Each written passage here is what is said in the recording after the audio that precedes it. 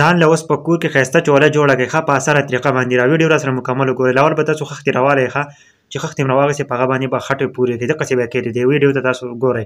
هغه نه پس چې تاسو چې پرې خټه پورې کړئ بیا به له نورې خښتې راواخلئ ښه ډېره زبردست په اسانه طریقه باندې چوله جوړئ. نو ویډیو راسره مکمل وګورئ او زموږ چینل ورسره سبسکرایب کړئ فیسبوک پیج او ټیک ټاک اکاونټ ورسره هم فالو کړئ. جی د نورو داسې ویډیوګانو لپاره که ویډیو مو خوښ شوي ښه باندې کمنټ وکړئ صرف د دې لپاره چې موږ داسې ویډیوګانې ستاسو خوښېږي چې موږ یې تاسو له بیا راوړو. جي اوس د ګوره ښه چې په کومه طریقه باندې جوړئ مړه ډېر زبردست دی ښه په کور کې ځانه جوړې کړئ نو د بازارونو د راوړلو نه به خلاص یې. دې ته وګورئ ښه ډېر په ښایسته انداز باندې خوند هم کوي که نه تاسو ګورئ ورته اوس ماشاءالله ګوره ورته ښه داسې ښایسته خښتې دغه خښتې کېښودې ښه اوس ورته ګوره ښه نورې خښتې پرې اوس هم دي ګوره ورته اوس ورته ګورئ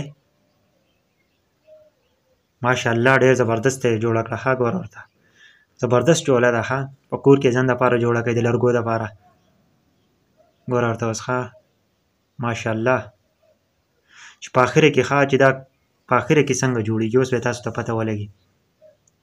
اوس ته ګوره ښه لکه ډېر زبردست ښه دې پکې څه شی کېښود سریې دي سریې پکې کېښودې ښه سوچ ورته کوئ. اوس ته ګوره خټه پې نور هم کېښوده لکه ډبل چولې شوې که نه په منځ کې ورله سریې ورکړئ اوس ته ګوره نور ماشاءالله اوس ته ګوره ښه څنګه ښایسته چوله یې جوړه کړه. تاسو ایمرجنسي دپاره هم ډېر زیات په کار راځي دا چوله ګوره ورته اوس ته ګوره په اخره کې څه کېږي. نو ویډیو ورسره د نور ملګرو سره هم شیر کړئ یار ډېر زبردسته ویډیو ما چې تاسو شریک کړم. اوس ته ګوره ښه چې په اخره کې دا نور څه کار پکې کوي ښه اور پکې بلئ نو بیا به تاسو ته پته ولګي.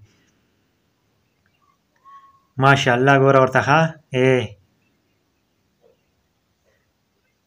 شیر کړئ ویډیو مړه ګوره ورته